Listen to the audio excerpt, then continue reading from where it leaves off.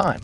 We measure it so casually today. Glowing numbers on a screen, a soft vibration from a phone, a digital reminder that another hour has passed.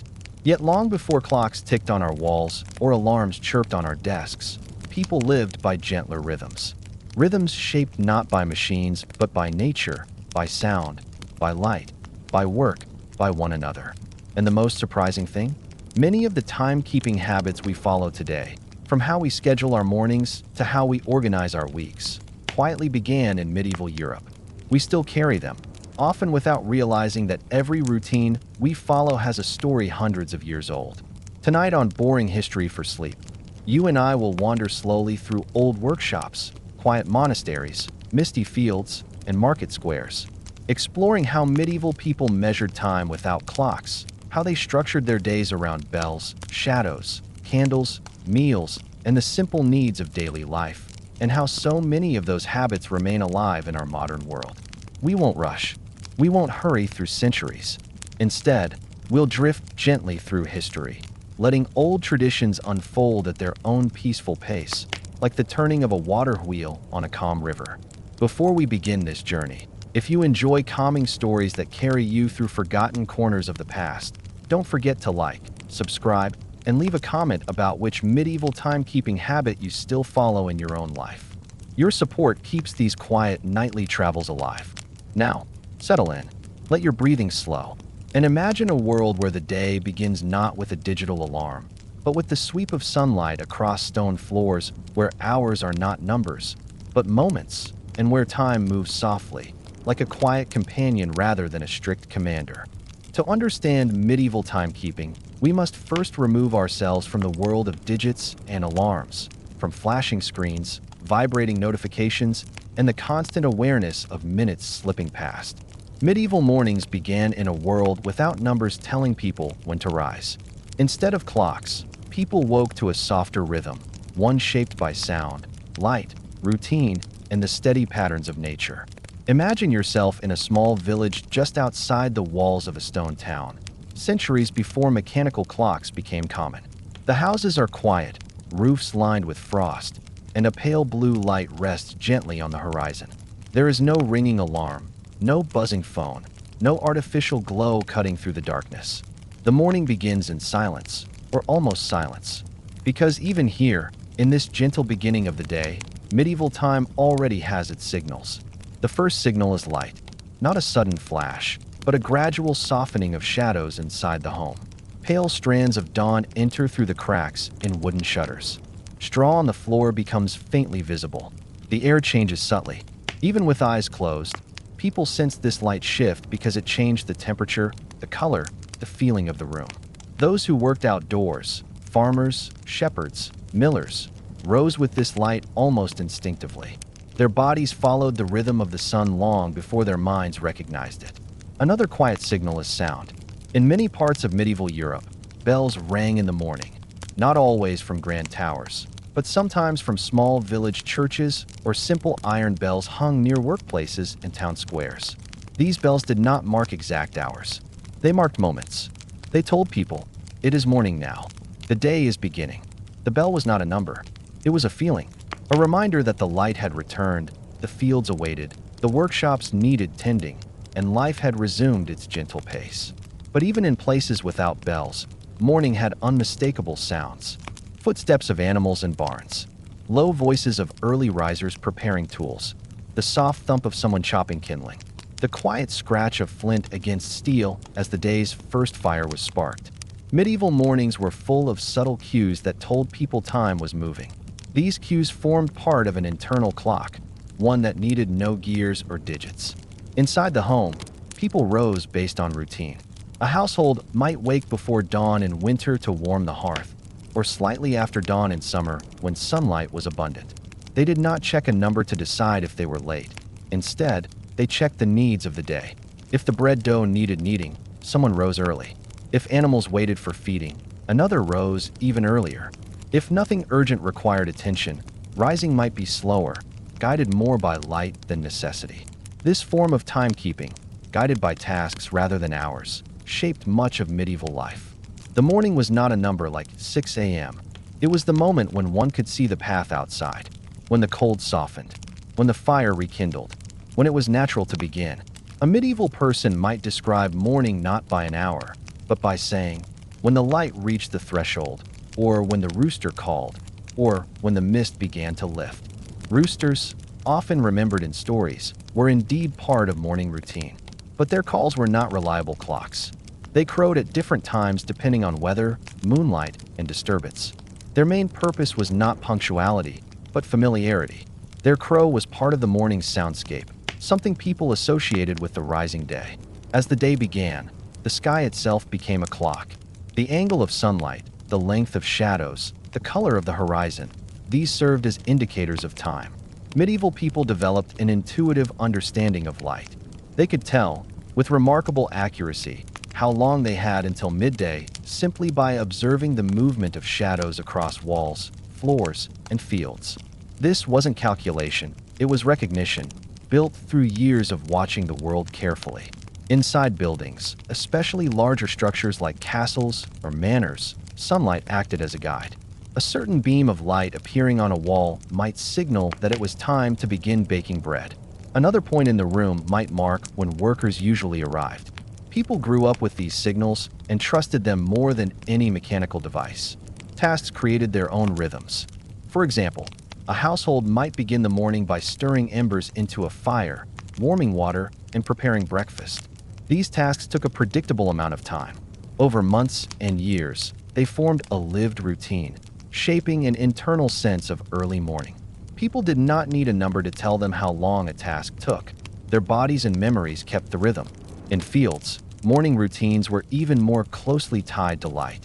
Farmers began work as soon as they could distinguish the lines of plow rows or the silhouettes of livestock.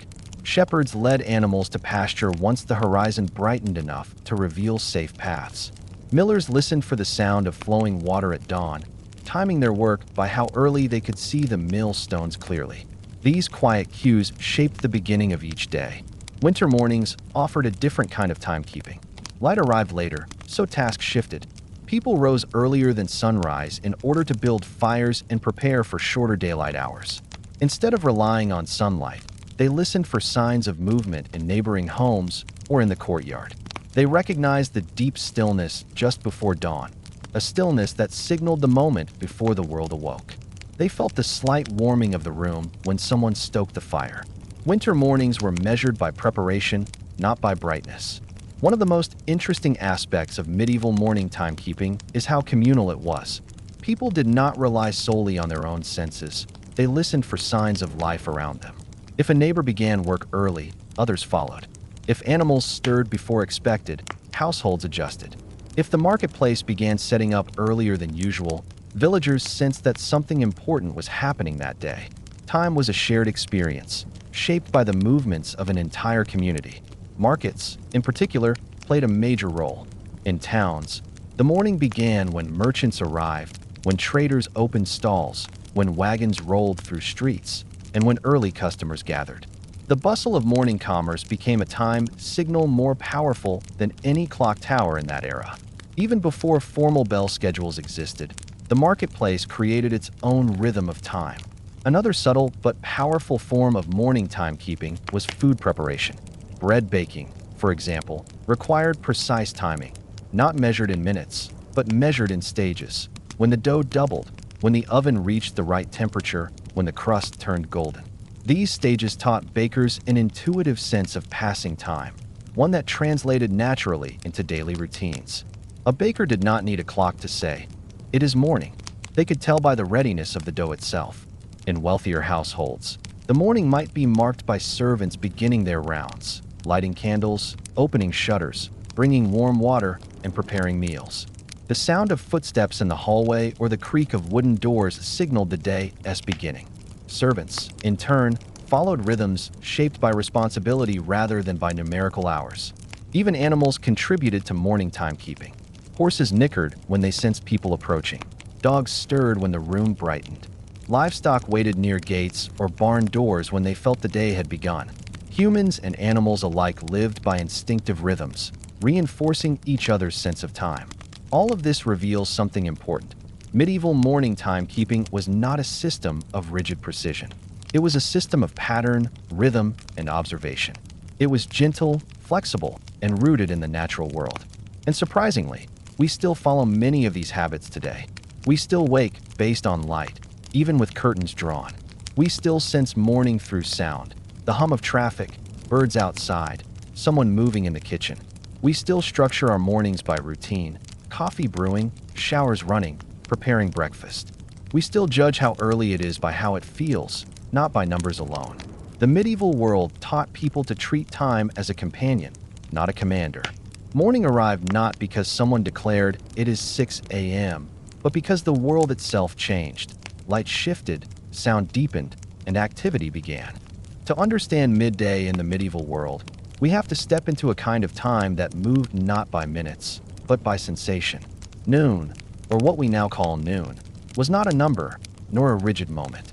It was a feeling that unfolded gradually, shaped by shadows, sounds, warmth, work rhythms, and the behaviors of people and animals. Medieval midday was more than a point on a clock. It was a turning of the day, the gentle hinge between morning labor and afternoon continuation. Imagine yourself standing in a village square centuries ago. The air is crisp, the sky clear. The morning bustle has softened a little. People who were busy preparing, fetching, sorting, and opening earlier in the day now move at a steadier rhythm. There is a sense of focus, a sense of progress. Even without looking at the sun, you can feel the day approaching its midpoint. But in the medieval world, people didn't rely on intuition alone. They watched the shadows. A long shadow stretching across the ground meant the morning had just begun. But as the sun climbed higher, shadows shortened, shrinking slowly as if being pulled toward their owner's feet. The moment when shadows became shortest, nearly vanishing beneath a person's body, signaled midday. This visual cue was so consistent across seasons that farmers, traders, and travelers used it instinctively. Shadows on buildings played an equally important role. The sun's position affected how beams of light entered homes, workshops, or castles. When the bright line of sunlight reached a specific point on a stone wall or wooden floor, people knew it was roughly the middle of the day. These cues became part of family knowledge. When the light touches this beam, it is halfway through the day. Even marketplaces followed these cues. Merchants arranged stalls knowing exactly how the sun fell across awnings and tables, and they used shadow positions to determine when to pause for a meal or when to begin afternoon trade. For those working outdoors, especially farmers, midday was unmistakable. The air was at its warmest, the light brightest, the livestock most settled. Field workers paused when the day grew too hot or when stomachs signaled the need for rest. These pauses formed a natural midday break, even without anyone referencing a number. But shadows were only one part of medieval midday. Another was sound. In many towns, bells rang again, not to count the hour, but to mark a moment of transition. These bells were often softer than morning bells, more practical than ceremonial. They signaled that mid-morning work was complete and it was time to shift into the next portion of the day. For those in monasteries, bell signals were the backbone of timekeeping. But even for ordinary villagers, these bells drifted across fields and courtyards, reminding them that midday had arrived. They weren't exact. They weren't meant to be. They simply divided the day into understandable parts. In the countryside, bells weren't needed. The soundscape itself changed. Birds were quieter. Tools clinked less frequently. The world seemed to pause, just slightly, creating a sense of rest. Travelers recognized midday by these quiet patterns, stopping their journeys to eat or to water their horses. Inside homes, midday appeared in the form of meal preparation. Fires that were small in the morning were rekindled more intensely around noon. Households prepared warm dishes, soups, and breads. The scent of cooking drifted through windows and courtyards, signaling to workers in nearby fields that the day's midpoint had arrived. Even without clocks, people gravitated homeward when these familiar scents reached them. In workshops, craftsmen relied on the progress of tasks to sense midday. A piece of wood carving might take the entire morning, and finishing it often aligned with the sun standing highest in the sky. Weavers noticed how the quality of light changed during midday, illuminating threads in a certain way. Blacksmiths felt midday heat intensify their forges. Tasks themselves created a rhythm that naturally aligned with the turning point of the day. Animals also played a role in medieval timekeeping. In villages, Oxen used for plowing grew restless at midday, signaling that the morning labor had reached its limit. Birds changed behavior as the sun warmed the air. Even dogs shifted to shady resting spots, following an instinctive rhythm that humans recognized and used as a cue. At the heart of midday was the concept of balance, a moment between rising and resting, a pause between the day's beginning and end. Medieval people did not rush through this part of the day. Meals were eaten calmly. Conversations lingered. Even workers who did not have the luxury of long breaks often slowed their pace slightly during midday warmth. In castles, midday carried its own rhythm. Great halls brightened as sunlight passed directly overhead. Servants moved quietly, carrying warm dishes, arranging tables, preparing for afternoon tasks. Nobles paused to eat, discuss plans, or enjoy entertainment. The bright midday light filled the hall in a way morning or evening light never could, and people recognized this moment as a natural midpoint. Architecturally, some buildings were designed indirectly around midday light. Workshops were built with windows facing certain directions so that craftsmen could rely on the strong overhead light to illuminate their work. Even simple houses benefited from midday brightness, allowing families to perform chores that required clarity of vision. Interestingly, smells served as timekeepers too. Bread baking in the morning created one scent. Stews simmering during midday created another. The smell of grass drying under the sun or wool warming on washing lines gave clear cues about the time of day. Medieval people were deeply connected to the sensory world, using scent as naturally as we use screens. Midday also brought emotional clarity. The early rush of morning had passed. Evening concerns had not yet arrived. People felt content, steady, and grounded during this part of the day. It was when decisions were made, agreements discussed, and tasks evaluated. This emotional stability made midday an ideal moment for trade negotiations, household planning, or quiet reflection. One of the most fascinating aspects of medieval midday is how the idea of a lunch break or midday meal still survives today. We still slow down around noon. We still eat. We still pause. In some cultures, midday rest, though shorter than in medieval times, continues to function as a natural division of the day. The medieval world teaches us that time was once fluid and gentle. Noon wasn't a precise moment. It wasn't a race or a deadline. It was simply when the light stood highest, when shadows hid beneath feet, when food warmed, when voices softened, when the world paused just enough for people to catch their breath. And even now, when our devices tell us exactly when the clock strikes 12, we feel it deep inside. That midday shift, that small internal reminder that the day has turned. We still slow our pace, even if only briefly. We still follow a rhythm older than numbers. If morning began with light and midday unfolded beneath a shrinking shadow, the true rhythm of medieval daily life was carried on the air, in the soft, resonant ringing of bells. Bells were the closest thing medieval people had to clocks, yet they were far more than time signals.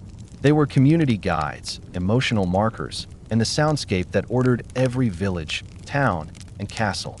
To understand their importance, imagine standing in a medieval square, a wide, open space surrounded by wooden shops, market stalls, and the occasional stone building. The sun is low, the morning is beginning, and suddenly the clear metal tone of a bell rises through the quiet, drifting across roofs and fields. It is not announcing an exact number like 8 a.m. It is announcing a moment, a transition, a shared understanding. The day has begun. Work must start. The village is awake. And it continues throughout the day, not by counting hours, but by shaping rhythm. The power of bells came from their reach. Unlike spoken words that fade quickly or signals that might be missed, a bell's ring traveled far. Even distant farmers in surrounding fields heard every tone clearly. A castle's bell could echo down to the villages below. A town's bell could travel across rivers, forests, and open land. Bells connected people scattered across wide spaces, binding them into a shared timeline. The earliest bells were simple, handbells, small cast metal shapes struck with wooden hammers. As time passed, bell-making became a skilled craft. Large bronze bells, hung in towers or wooden frames, created deep, resonant tones that vibrated through the air and through the body. The bell towers we still see in Europe today owe their existence to this medieval idea that sound itself could organize society. Let's drift gently through a medieval day as guided by bells. The morning bell. This was often the first sound people heard after waking. It signaled that morning tasks should begin. Shops open, animals fed, fires lit, tools prepared. Even if someone had already risen before the bell, hearing it gave structure to their morning. The bell affirmed that they were beginning the day with everyone else. The work bell. Later in the morning, the bell rang again, not to count a specific hour, but to shift the rhythm of labor. Farmers adjusted their pace. Craftsmen began new stages of their work. Merchants finished setting up market stalls. The bell created a communal understanding. The early morning phase had ended, and the main work of the day had begun. The midday bell. This bell marked the midpoint, a pause, a breath, a moment to eat. Even if people did not stop immediately, they recognized the signal. It told them where they were within the flow of the day, guiding them gently into afternoon tasks. The evening bell. This bell had a different emotional tone. It signaled the winding down of the day. Animals brought in, tools put away, fires prepared for nighttime, families gathering indoors. Darkness in the medieval world came quickly, and this bell reminded people that work should be completed before daylight ended. The night bell. A final bell sometimes rang to mark the quieting of a community. Gates of walled towns were closed. Movement slowed. The day was officially over. Although bells structured time, they did so loosely, gently. They did not measure minutes. They oriented the day. They functioned more like breaths, natural, repeated reminders that time was passing. But bells also shaped weekly and seasonal rhythms, not just daily ones. Markets met on specific days, signaled by bell ringing. Village gatherings, town meetings, and even routine cycles of planting and harvesting were often associated with bell sounds. Bells marked the beginning of festivals, the start of fairs, and the arrival of important visitors. The sound became a cultural cue, a kind of sonic calendar. One of the most fascinating aspects of medieval bells is that their influence survives quietly today. We still use bells, physically and symbolically, to organize our lives. School bells marking the start and end of classes follow the same logic as medieval work bells. Alarm tones on phones mimic the function of morning bells. Even digital notifications, though silent compared to bronze bells, echo the idea of shared time signals. Public buildings still use chimes to mark the hour, and the word schedule itself grew from the medieval practice of arranging time around repeated signals. Bells also created emotional associations. People linked certain sounds with safety, beginnings, endings, and transitions. A distant bell in the evening might evoke a feeling of calm, the sense that the day had reached its natural close. That emotional link, created in the medieval world, remains in us now. Even those who have never lived near a bell tower often feel something soothing when hearing a bell chime in the distance. The reliability of bells mattered deeply. Even without perfect timekeeping, people trusted these sounds. They trusted that the bell ringer, often a designated member of the community, followed a rhythm consistent enough to guide the day. This human element created flexibility. A bell ringer could delay slightly if weather or local needs required it. The time system adapted to human life, not the other way around. Castle life also revolved around bells. In large complexes with multiple courtyards, bells told workers where to be, when to gather wood, when to deliver meals, when to begin evening routines. Guards changed shifts at the sound of bells. Kitchens coordinated cooking times by them. Even animals came to associate certain bells with feeding time, gathering instinctively near their keepers at the proper moment. But bells did more than measure time. They created unity. In a world without central communication, bells were a shared reference point. A bell ringing through fog or snow assured residents that life moved on as usual. Even during storms or uncertainty, the familiar chime reminded people that they were part of a community. This subtle unity shaped medieval psychology. Time felt communal, not isolated. People experienced the day together, even if they worked miles apart. Every bell connected strangers through shared rhythm. Today's synchronized schedules, start times, meal breaks, shared weekends, reflect this same urge toward collective rhythm. Bells also determined work patterns. The idea of dividing the day into segments, morning, midday, afternoon, evening, originated partly because bells signaled these transitions. Over time, these segments evolved into the modern concept of hours. Even without precise tools, Medieval bells laid the emotional foundation for the structured days we live now. And one more gentle truth remains. Bells made time audible, not visual. Modern clocks make time visible, numbers displayed on screens. But hearing time is different. It feels more atmospheric, more immersive, more human. Medieval people didn't check time, they felt it surround them. When we hear a bell today, in a school, a town square, or even on a digital device, we are participating in the same ancient tradition, allowing sound to guide our movement through the day. As we leave this chapter, the bell's soft echo still lingers in the mind. It invites us to follow time not as a pressure, but as a rhythm, a pattern, a breathing. In a world without ticking clocks, glowing screens, or precise digital numbers, medieval people lived by a gentler understanding of time, one shaped not by machines, but by the steady behavior of natural elements. And although their tools were simple, made from fire, water, sunlight, and sand, these quiet inventions measured the flow of the day with a reliability that surprised even later generations. To appreciate medieval timekeeping, we must step into a world where time was seen, felt, and heard, not calculated, where moments were marked not by strict measurement, but by the graceful cooperation of nature and human observation. Imagine entering a medieval household at dusk. The last of the daylight filters through a small window, casting thin rays of gold across the floor. A candle is lit, its flame fluttering for a moment before settling into a steady glow. This candle is not only a source of light, it is a quiet timekeeper. Families knew exactly how long a candle burned because candles were often made with care and consistency. Some had small marks carved along their length. Each mark represented a portion of time, not measured in minutes as we think today, but in shared understanding. A quarter of the evening, a work interval, the time it took for someone to complete a chore. As the flame burned down to each mark, people shifted tasks naturally. They didn't count time, they watched it in a soft, living form. Candles burned at predictable rates when made from clean wax and trimmed wicks. Medieval craftsmen and household workers knew this intimately. A single candle might illuminate a writing desk for the duration of an entire letter or guide a guard through one segment of a night watch. In large manors and castles, servants even used candles to manage evening routines. When the flame reached halfway, they knew to prepare beds. When it reached the bottom, they knew their shift was nearly over. There was something calming in watching time descend, not in sharp ticks, but in slow, glowing silence.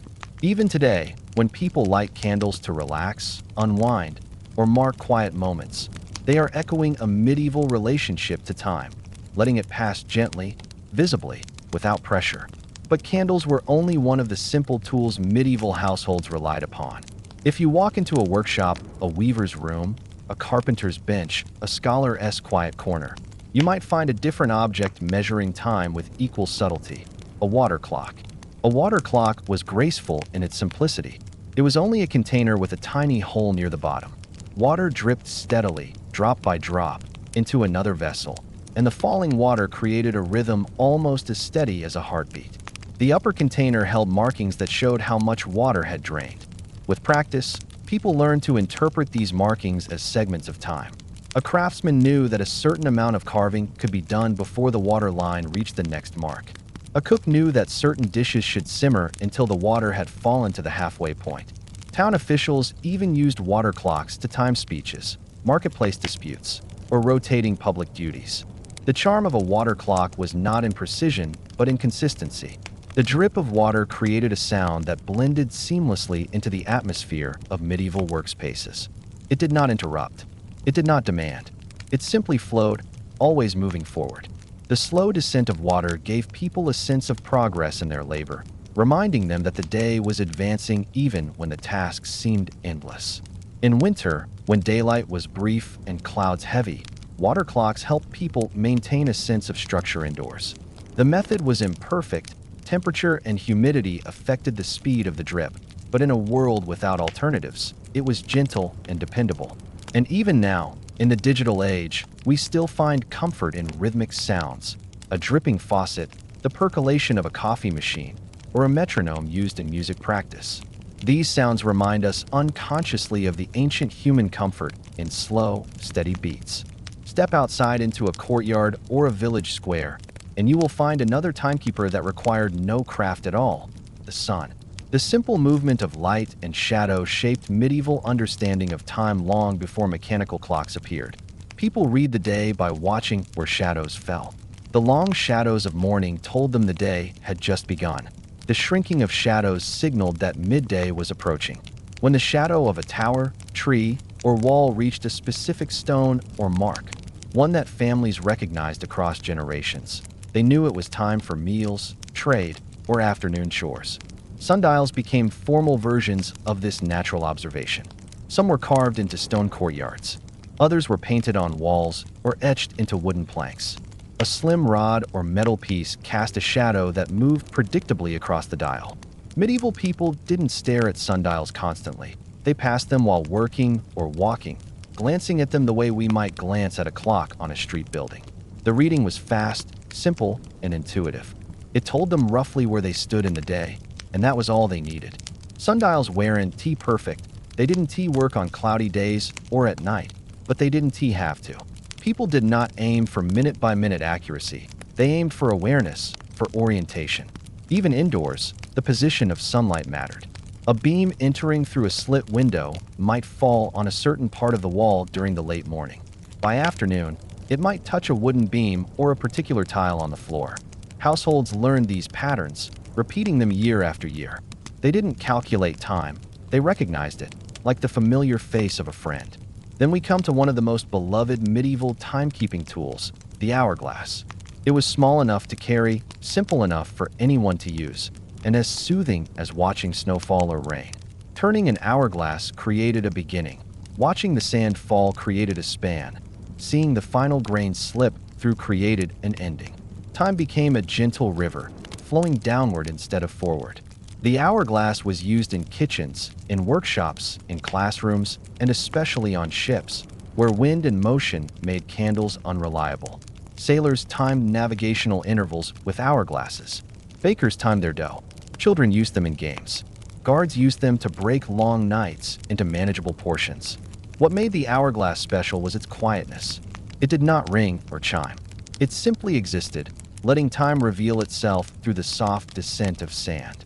There was something deeply human about watching time fall. No pressure, no demand, just presence. Even today, digital devices still use an hourglass icon to represent waiting. The symbol persists because the medieval world left a deep imprint on our understanding of time. That waiting is natural, that time flows, that moments unfold gradually. All of these tools, candles, water clocks, sundials, hourglasses, shared a profound truth. Medieval timekeeping was not about precision. It was about rhythm. Time did not command medieval people. It accompanied them. They did not ask, "What exact minute is it?" They asked, "Where are we in the day?" Morning wasn't 8 o'clock. It was when the light returned. Midday wasn't 12 o'clock. It was when shadows hid beneath one's feet. Evening wasn't 6 o'clock. It was when candles were lit and the air cooled. Time blended smoothly with life. It was felt, observed, and interpreted with patience. Even in our modern world, with all its precision and alarms, we still rely on medieval instincts. We judge how late it feels by the sun's position. We sense the passage of time by the dimming of a room. We feel impatience when sand-style timers on screens count down. We burn candles in moments when we want time to move gently. The medieval world taught us that time can be calm, natural, and beautifully imperfect. To understand medieval time keeping fully, we must accept something modern people often forget. For centuries, daily routine itself was the clock. Medieval people did not check a device on the wall or a number on a screen. They lived time through repetition, habit, and the predictable tempo of the tasks that filled each day. Time was not separate from life. It was woven directly into it. A medieval person learned the flow of time by doing, not by counting. In this chapter, we drift deeply into that world where ordinary activities, meals, work cycles, village markets, household duties, seasonal chores, and even the way people walked, acted as markers of the passing hours. Imagine stepping into a medieval village at dawn. The day does not begin with a beep or a buzz, but with motion, slow motion at first, then gradually gathering strength. A few people emerge from their homes, carrying wood or water. Smoke begins rising from chimneys. Animals shuffle in their pens, ready for feeding. You will notice something subtle here. No one looks at a clock because they don't need to. Their bodies, homes, and community tell them the day has started. Tasks were predictable. Every morning, fire needed rekindling, bread needed preparing, animals needed feeding, water needed retrieving, tools needed arranging.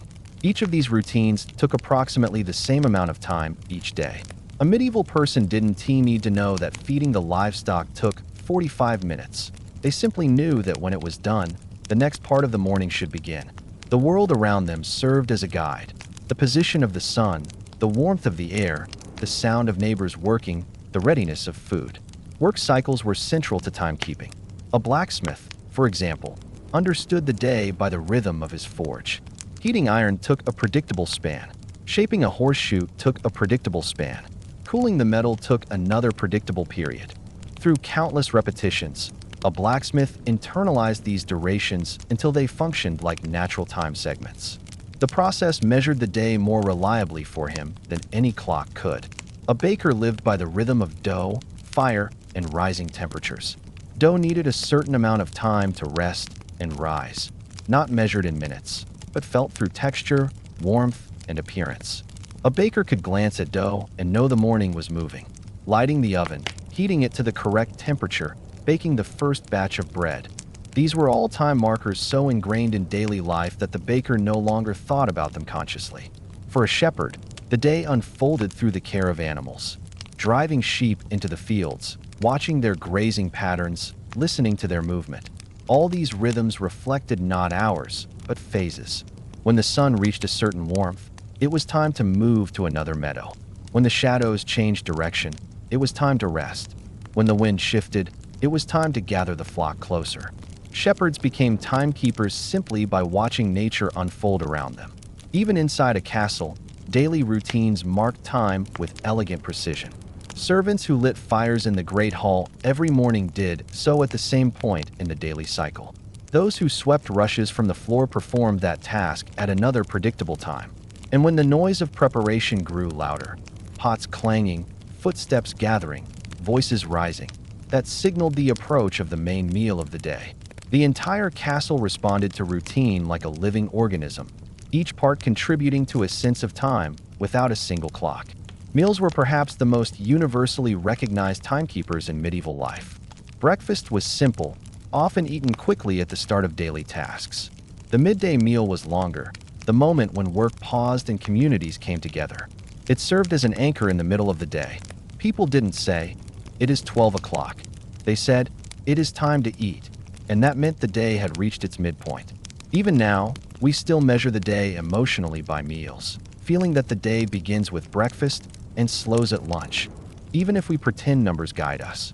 Evening meals, lit by firelight or candles, were not tied to numbers. They followed the dimming of daylight.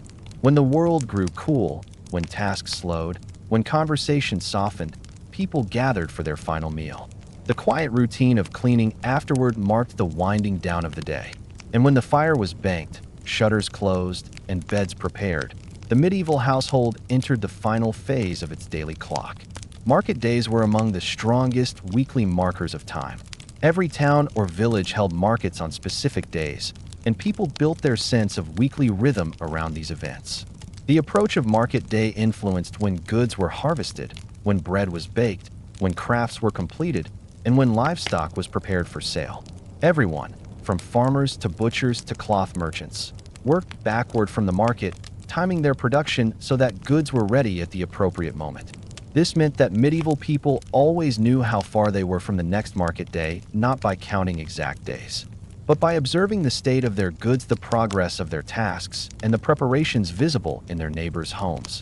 Seasonal rhythms also shaped medieval time.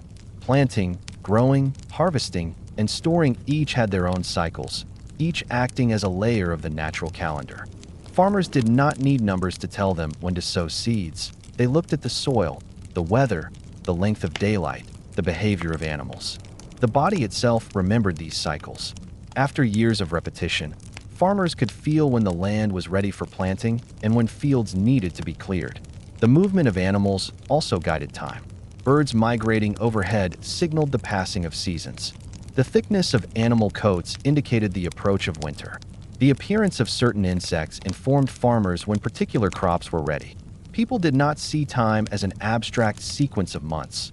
They saw it as part of the landscape. In households, timekeeping was maintained through smaller routines. A woman weaving cloth could feel time through the completion of a length of fabric. A person making candles knew that rendering enough tallow or wax for a full set took a certain portion of the day. Grinding grain, cleaning tools, repairing clothing, spinning wool. Each of these tasks had its own internal clock, internal rhythm, internal memory. Even children learned time through routine. The moment chores ended and play began marked a natural shift in the day. The call to return home, when shadows lengthened, told them evening had arrived. Children learned to associate sounds. Footsteps of neighbors returning from fields, distant hammering fading, the soft closing of doors with the approach of night. And at night, the world fell into its own rhythm. Candles burned down, fires dimmed, the air cooled, and silence deepened. Medieval people marked time by the cooling of a room, the fading of a flame, the appearance of stars, the rising of the moon. Their time was not mechanical, not strict, not numeric. It was lived.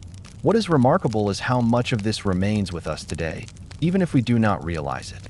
We still mark time by routine more than numbers. We know morning has begun not because the clock says so, but because the world brightens. We recognize midday because our bodies crave rest and food. We sense the approach of evening when light fades and our activity slows. Our schedules may be written in hours, but our instincts are medieval. We feel time the way medieval people felt it, through habit, rhythm, environment, and the body's natural tempo. This long, gentle flow of lived time made medieval life calmer in some ways. There was no rush to beat the clock, no anxiety about being a few minutes late. People respected the rhythm of the day because the day itself shaped their behavior. Work was done when the light allowed it. Meals were eaten when hunger and routine aligned. Rest came when darkness returned. Time was not an enemy or a taskmaster. It was a companion. To understand medieval time keeping on a deeper level, we must widen our view beyond a single day and instead look at the rhythm of the week, a cycle so familiar to us now that we rarely question it.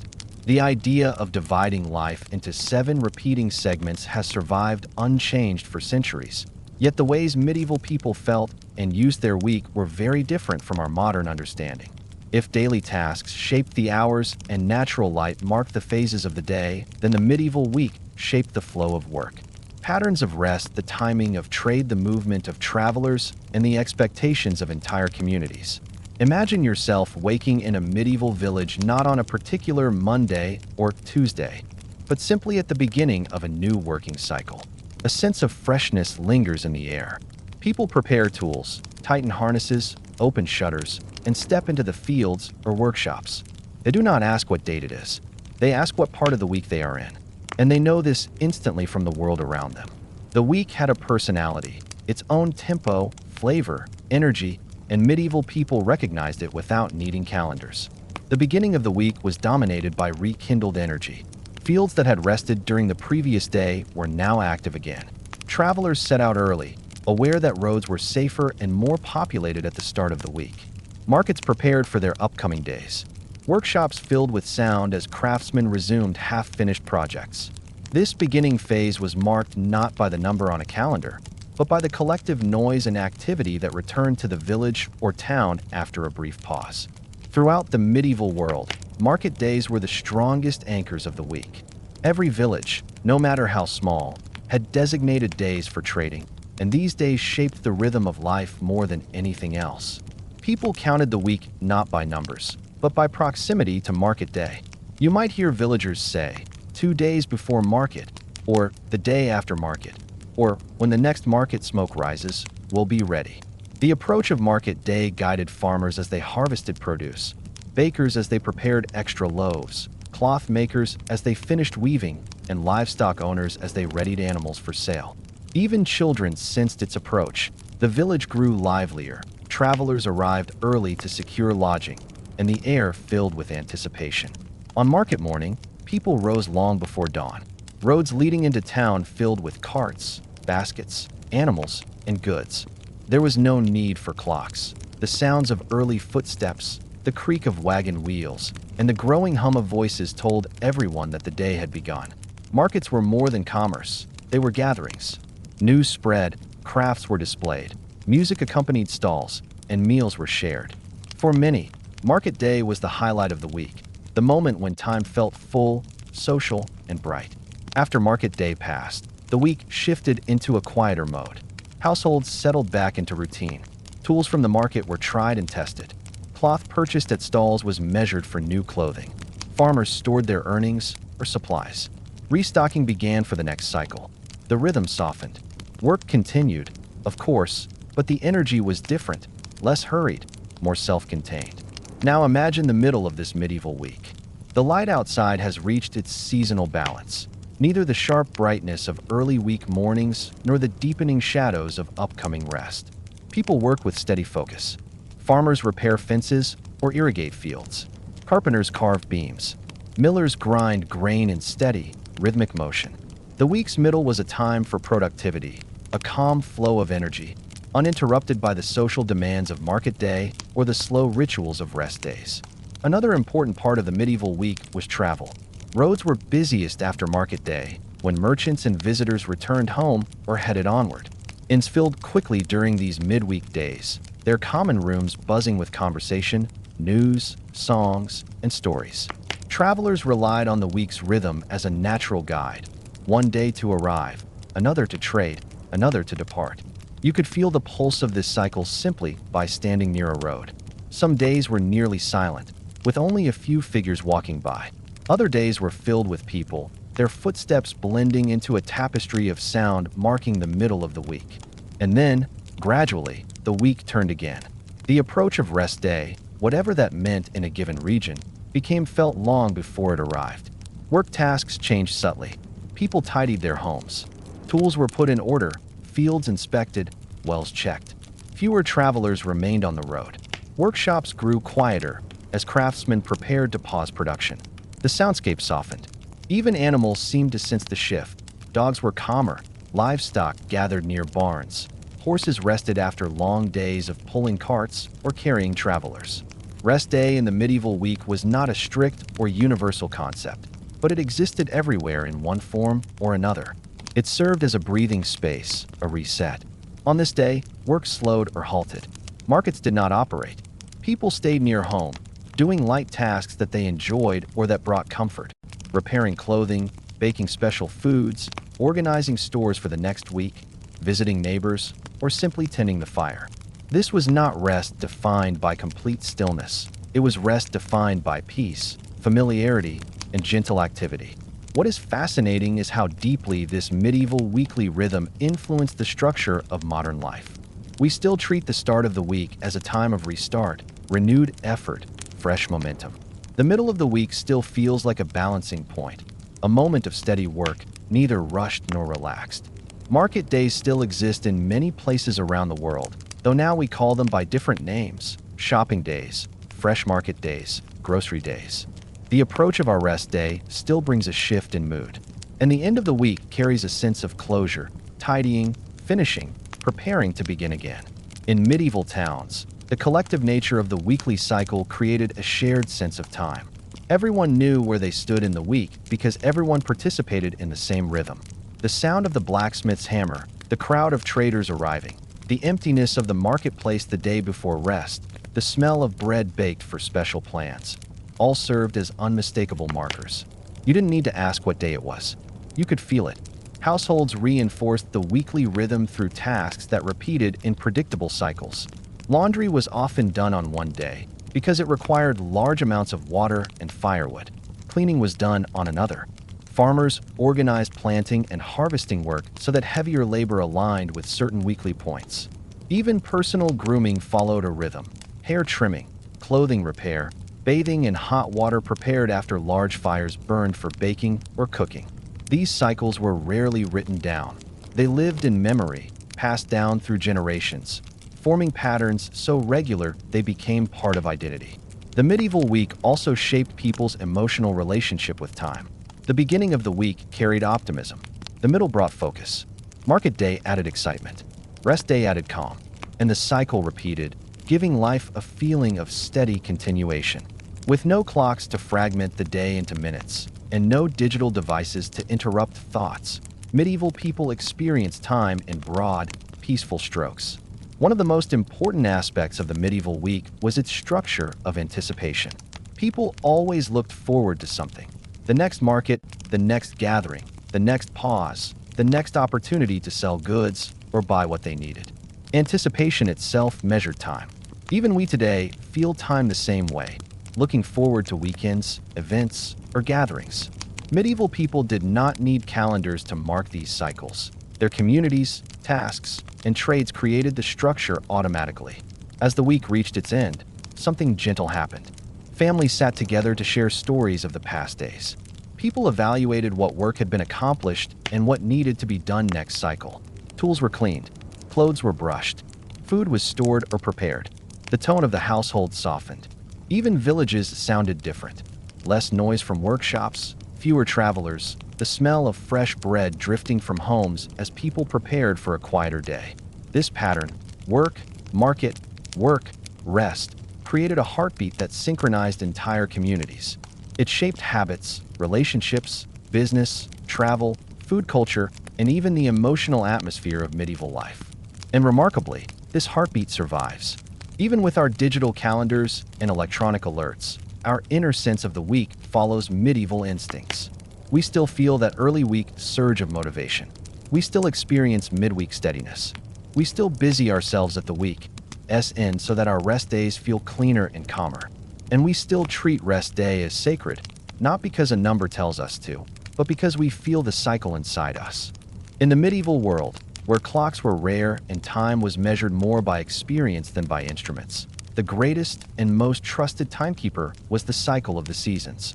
Spring, summer, autumn, and winter did not merely describe weather. They shaped work, travel, meals, sleep, social gatherings, clothing, building, hope, and memory. To understand medieval time fully, one must step not just into a single day or week, but into the slow, grand turning of the year, a pattern so vast and steady that it served as the calendar, the schedule, the rhythm of existence. Imagine standing at the edge of a medieval field. The soil beneath your feet has its own sound, its own scent.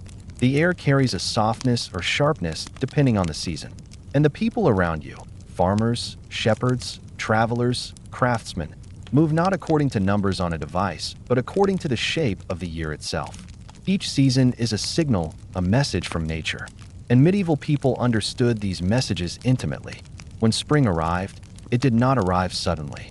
It came softly, almost shyly, in small signs. A bud on a branch, a slight warming of the soil, the return of certain birds. Medieval people did not need calendars to know spring had begun. They felt it. The earth felt different under their feet. The wind lost its winter bite. Animals stirred with more energy. And with spring came the first great tasks of the year.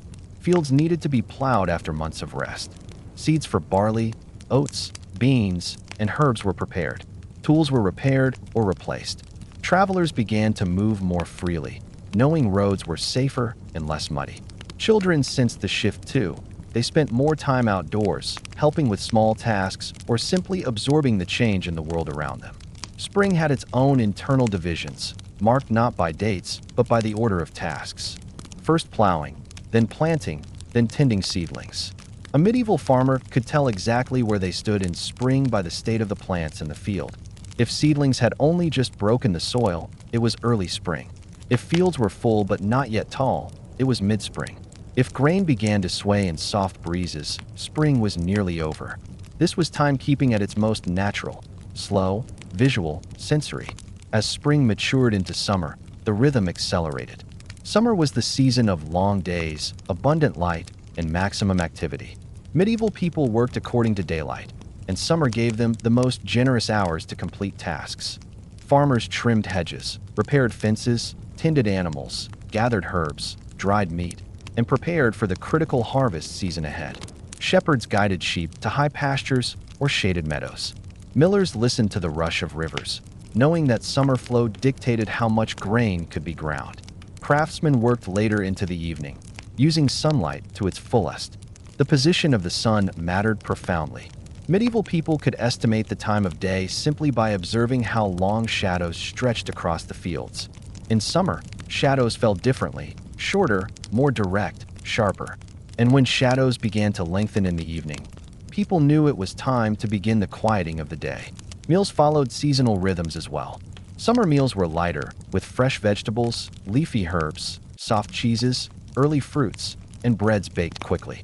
People ate more frequently, but smaller portions, keeping energy steady in the warmth. And just like the seasons measured time across the year, summer meals measured the passing of summer days. When berries appeared ripe, it was early summer. When wheat began to turn gold, it was midsummer. When apples weighed down branches, late summer had arrived. And then came autumn, perhaps the most time-sensitive season in medieval life. Autumn was the great race, not a frantic race, but a purposeful one. Everything harvested in autumn determined how well a household survived winter. People did not need reminders or clocks to feel autumn's urgency. The air felt crisp. The colors of the trees shifted. The smell of the earth deepened into something richer. The fields turned gold.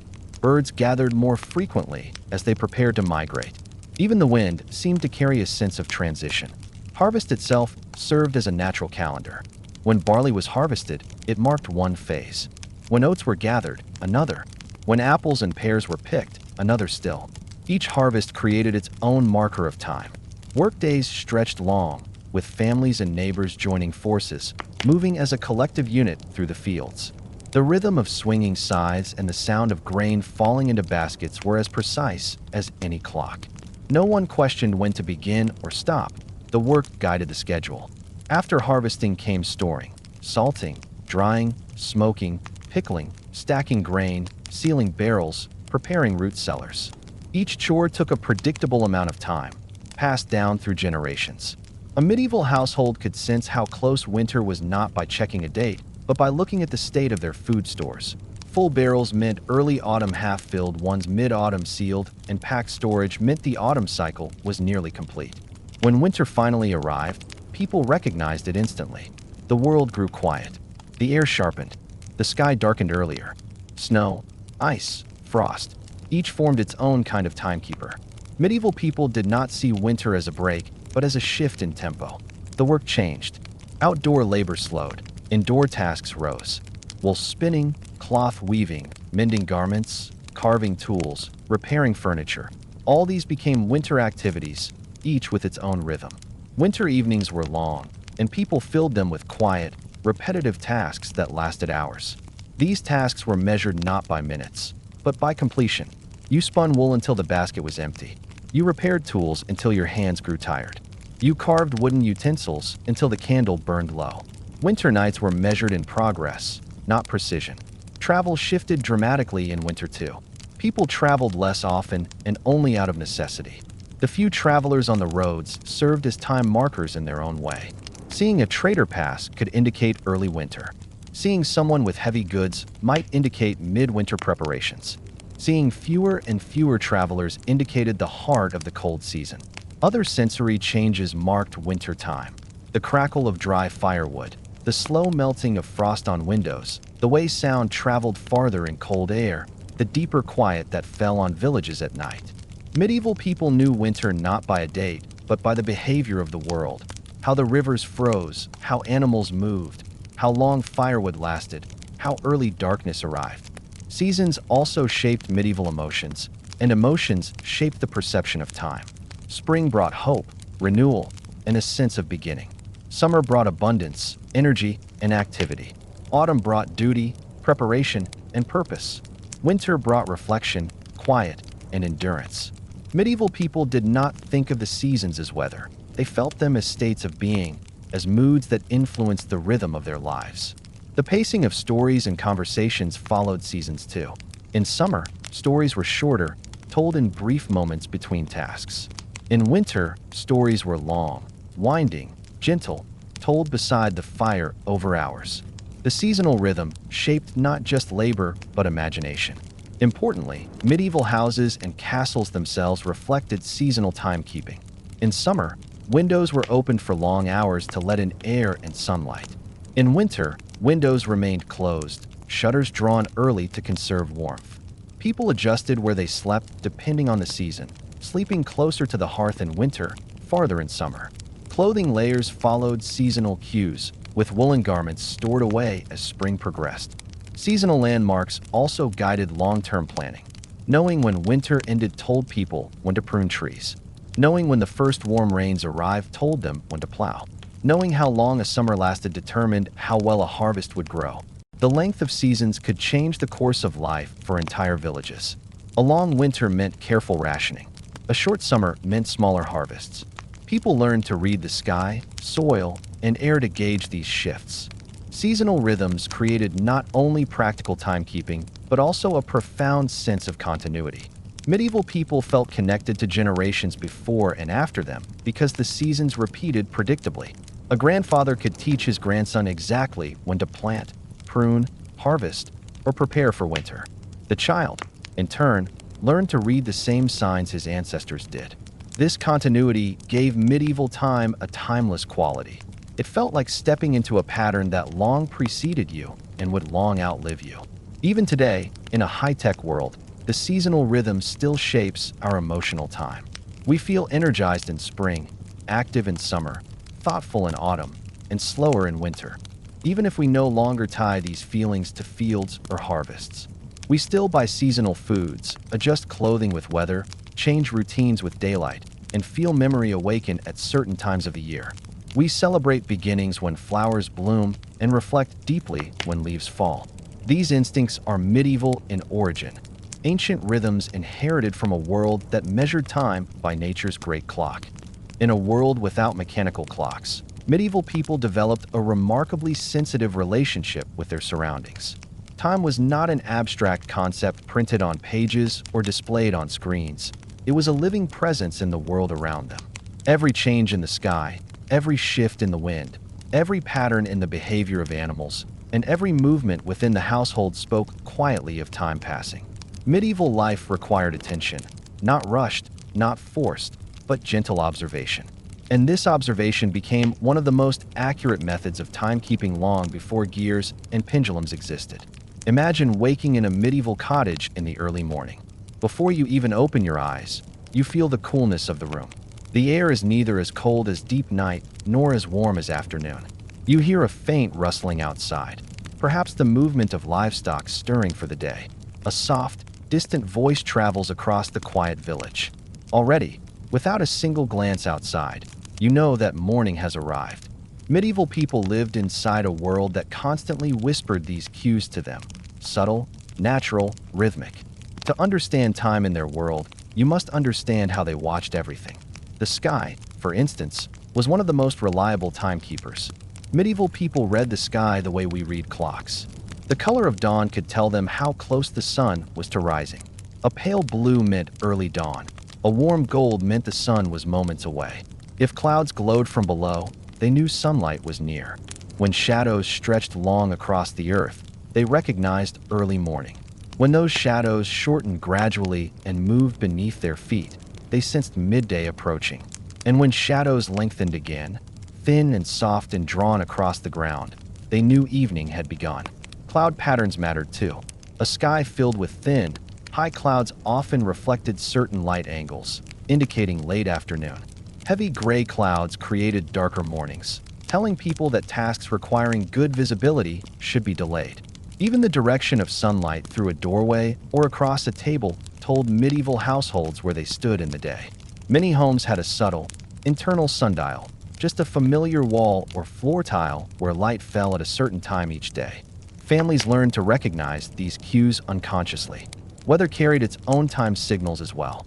The warmth of the air, the presence of dew, the softness or sharpness of the wind, each hinted at the hour.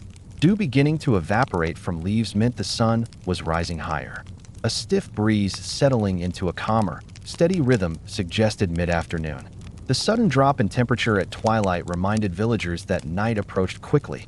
Medieval people weren't simply reacting to weather. They were reading it minute by minute the way we read screens. Animals served as timekeepers too. Medieval households lived closely with livestock, and animals' natural rhythms aligned with the passing hours. Chickens stirred before dawn, often moments before the sky brightened. Cows grew restless when they expected feeding time.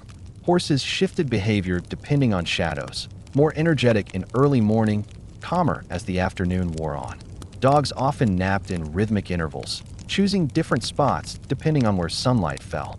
Even birds overhead acted as clocks, certain ones called at dawn, others at dusk. People learned these patterns not through study, but through life lived in quiet companionship with animals. Inside the home, observation provided just as much information. Fire, for example, was a subtle but powerful timekeeper. The way logs burned told people how long they had been working. A lively crackling meant early warmth. Glowing embers meant time had passed. The amount of wax melted on a candle signaled the length of the evening. Medieval people became familiar with the sound of a crackling hearth at different stages of burn, loud early in the evening, quiet and deep later on. These sounds told them more than a number ever could. Even cooking had its own time language. A pot placed over the fire simmered differently at different times of the day, depending on the heat of the hearth. The smell of bread baking indicated its stage. Early dowiness in the beginning, richer warmth midway, and a crisp, earthy aroma when nearly done. Anyone in the room could sense how much time had passed simply by how the room smelled. Like a living hourglass, cooking transformed with time, and families recognized those transformations instinctively. Craftsmen in workshops used observation with extraordinary precision. A potter knew how long clay needed to rest before it could be shaped. A cooper knew how long wood needed to soak before bending. A blacksmith judged the cooling of metal by its changing color, bright yellow for early work, deep red for finishing, dark gray for cooling. These cues served as reliable time signals. A blacksmith didn't need a clock to know how long a blade had been heating. He read the glow, the sparks, the sound of metal meeting metal. Travelers, too, relied heavily on observation. Roads, rivers, and forests provided time cues. The length of one's shadow told how long one had been walking. The sound of insects shifted with the hour, louder during warm afternoons, softer in the evening. The behavior of the birds above forest paths changed with the movement of the sun. Travelers learned to estimate how many miles they had left based on the position of the sun relative to the landscape. Even the scent of the air changed at different times of day, fresh and damp in the morning, warm and grassy at noon, cool and earthy at dusk. Observation extended beyond nature into the daily rhythms of communities. Villages had their own pulse. The sound of distant hammering from a blacksmith's forge indicated morning. The hum of conversation in the market indicated midday. The slow, deliberate footsteps of people returning home signaled evening. The quiet that settled slowly after nightfall signaled the end of the day. Medieval people lived within these sounds. They were the soundtrack of time. Social gatherings also measured time. In the early part of the day, gatherings were small, quick discussions, practical meetings. By afternoon, groups were larger, with workers returning from fields or artisans stepping away from their benches. By evening, conversations grew softer, more reflective, as families gathered by firelight. These subtle shifts in social tone gave medieval people a sense of time as passage even without looking at the sky. The work of the hands, perhaps more than anything, measured time naturally. The repetitive movement of spinning wool, twisting, pulling, wrapping, had a rhythm tied to minutes without needing to name them. Weaving cloth moved in cycles. Each row completed signaled a predictable span of time. Grinding grain in a hand mill took a measurable effort. Drawing water from a well, scrubbing garments, kneading dough, every repetitive task became its own clock. People developed an internal sense of how long a task took based on years of repeating it. Seasonal observation, of course, played the largest role in time beyond a single day. The position of the sun in the sky over months, the angle at which sunlight entered windows, the rise and fall of rivers, the migration of birds, the growth of plants, all created a natural calendar far more integrated with daily life than printed months. Medieval people sensed the transition from one season to another not by marking a date, but by feeling the change in the land. The world signaled time in ways that required deep listening and constant presence. People learned to watch, not to calculate. Memory also played a key role. Medieval people remembered how long things took last year or the year before. The time needed for cheese to age, for wood to season, for crops to sprout, for fruit to ripen. These memories built patterns, and those patterns built time. Communities shared this memory collectively. When someone said, "When the hills turn green again," or "When the river reaches the stones," or "When the first frost comes," everyone understood exactly what that meant. These weren't poetic expressions. They were markers of time more meaningful than any numeric date. Even fatigue was a time signal. Medieval people recognized when their bodies began to ache, when their hands grew tired, when their breath shortened. These sensations told them how far into a task or day they had gone. The body itself was a clock, one synchronized with natural rhythms rather than artificial schedules. Rest was not dictated by hours, but by exhaustion, daylight, and the needs of the work. Observation was not something medieval people consciously practiced. It was woven into life. Without clocks, they learned to be attentive, patient, and present. They felt time rather than chasing it. And in doing so, they developed a relationship with the world that modern people often lose. A relationship with seasons, light, sound, animals, weather, and their own senses. What is most remarkable is that this quiet science of observation still lives in us. Even now, we glance at the sky to sense evening, listen to birds to sense morning, feel the temperature shift to guess the hour. We recognize time by the way a room darkens, by the slowing of conversations, by our changing energy. Medieval timekeeping is not gone. It is inside us, a subtle rhythm beneath the noise of modern life. In the medieval world, timekeeping was not just something people observed in the sky, or read in shadows, or measured through candles and sand. Time was also carried within the body, in breath, in heartbeat, in hunger, in the natural rise and fall of human energy. Medieval people lived so closely with the land, the seasons, and their own daily routines that the body itself became a clock. This human clock, shaped by memory, habit, and instinct, guided people through their days with a sense of quiet precision. To understand this deeply, imagine waking in a medieval cottage after a long night. There is no clock ticking on the wall. There is no digital screen glowing beside the bed. There is only the sensation of waking, the heaviness lifting from your eyes, the awareness of warmth or cold, the subtle stiffness in the body after sleep. Medieval people woke not at a number, but at a feeling. Their bodies recognized the difference between early dawn and late morning through light, temperature, and the sounds around them. The body understood time long before the mind consciously did. Hunger was one of the clearest internal time markers. In a world without scheduled breakfast, lunch, or dinner, hunger itself guided the timing of meals. When stomachs felt light and empty, people knew morning had begun. When hunger sharpened again after hours of work, it signaled midday. When the body grew tired and craved warmth, evening meals approached.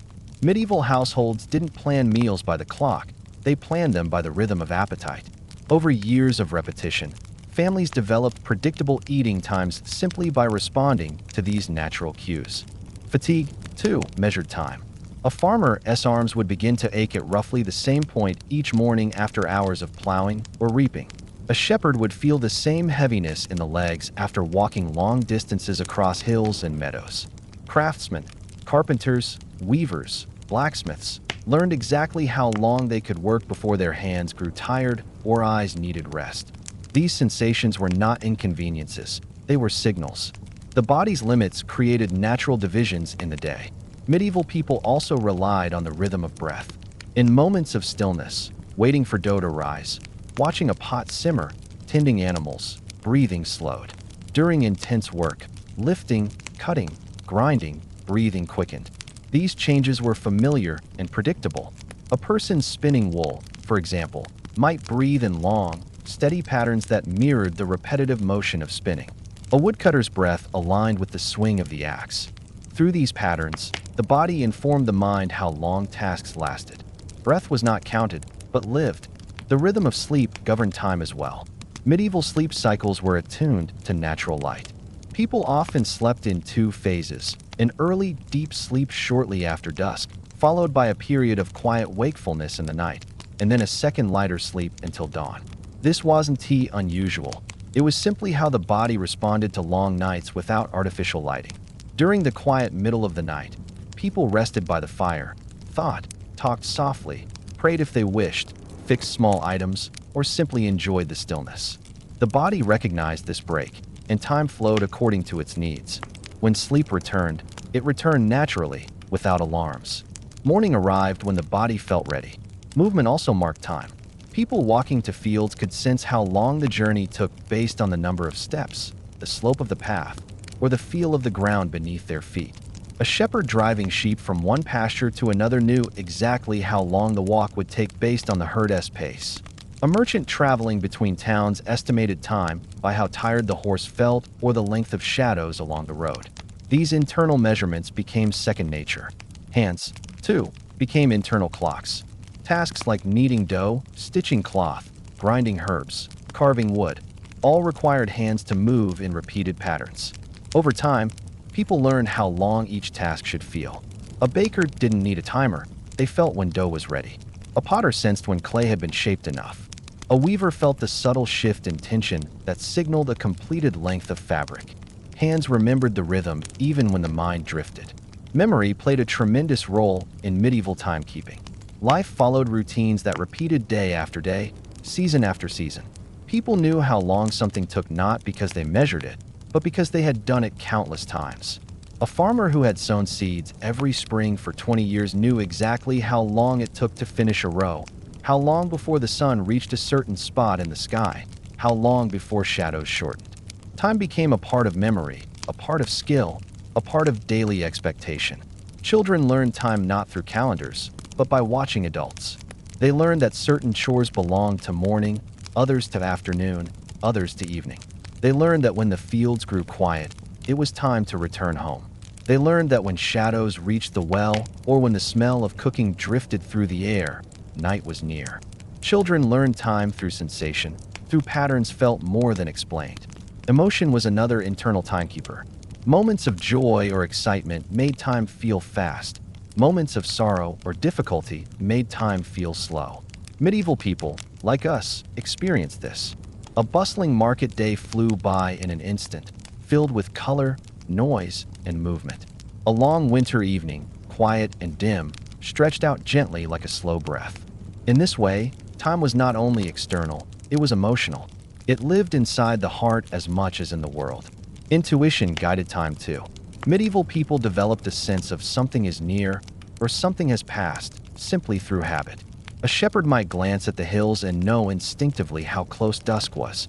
A fisherman might look at the river and feel when the best hour for casting had arrived. A cook might turn bread in the oven at just the right moment, guided by instinct rather than measurement.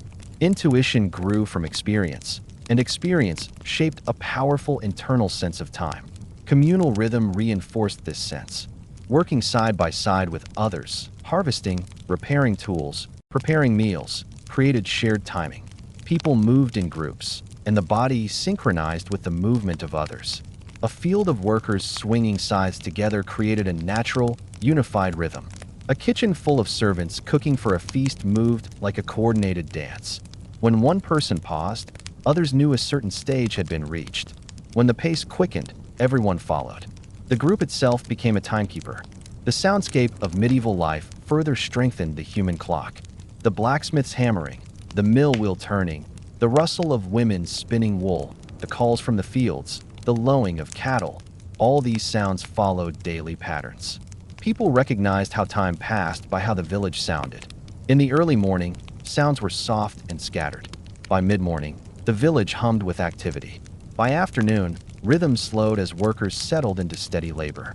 By evening, sounds faded one by one as doors closed, fires dimmed, and households gathered together. Even silence was a time signal. The deep quiet just before dawn, when the world seemed to hold its breath, told people morning was near. The soft settling of houses in late evening told them the day was ending. Silence was not emptiness. It was time speaking gently. Clothing and temperature also shaped medieval internal time. People dressed in layers that changed throughout the day, depending on warmth and work. Removing a cloak signaled that morning chill had passed. Rolling up sleeves signaled that work was deep into progress. Putting layers back on signaled the approach of evening. Temperature guided daily rhythm. Warmth lifting energy. Coolness calling for rest or retreat indoors. The body's relationship with light was perhaps the strongest internal clock of all. Medieval homes lacked artificial lighting strong enough to replace sunlight. Firelight was warm but dim. Candles cast small pools of brightness. People lived according to daylight because their bodies responded naturally. Eyes grew tired in dimness. Muscles relaxed. Voices softened. Light shaped energy, and energy shaped time. In many ways, medieval people trusted their bodies more than any tool. They trusted their hunger, their fatigue, their intuition, their senses. They trusted the feeling that a task was half finished or nearly done. They trusted the rising ache in their back to signal midday. They trusted the heaviness of their eyelids to signal evening. Their understanding of time came from within, not from without. What is extraordinary is that modern humans still possess this internal clock. Even surrounded by screens, alarms, and digital schedules, we still sense when a day is long or short. We still feel when it is morning or evening.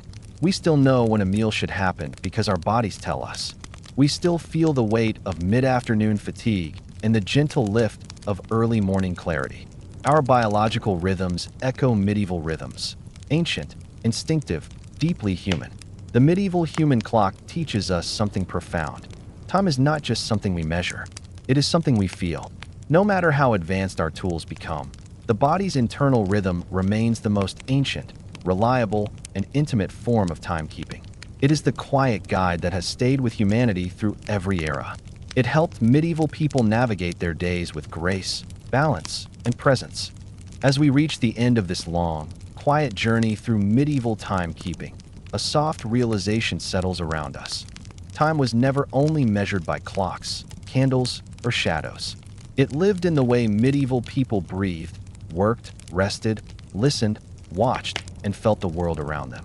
They learned time from the rise of light across stone floors, from the drifting of smoke in the morning air, from the warmth fading in a room as evening approached, from the familiar rhythm of footsteps returning home. Their days flowed not from hour to hour, but from moment to moment, guided by nature, by routine, by community, by the steady patience of a human body. And even now, centuries later, when glowing screens and digital numbers follow us everywhere, those medieval rhythms still echo softly in our lives. We still pause when the sun reaches its highest point. We still feel the emotional shift as a week begins or ends. We still sense the changing seasons in our energy and our moods. We still judge time by hunger, by fatigue, by the way a room brightens or dims. We still listen for certain sounds and know exactly where we are in the day. The tools may have changed, but the human heart still keeps time the old way. Thank you, dear listener, for drifting through this peaceful history with me tonight. If this story helped you relax, taught you something new, or simply carried you gently toward rest, please don't forget to like, subscribe, and leave a comment sharing which medieval timekeeping habit surprised you the most. Your support keeps these calm, quiet journeys alive and helps bring more peaceful stories to those who need them. Sleep well, and until our next soft adventure through history, good night.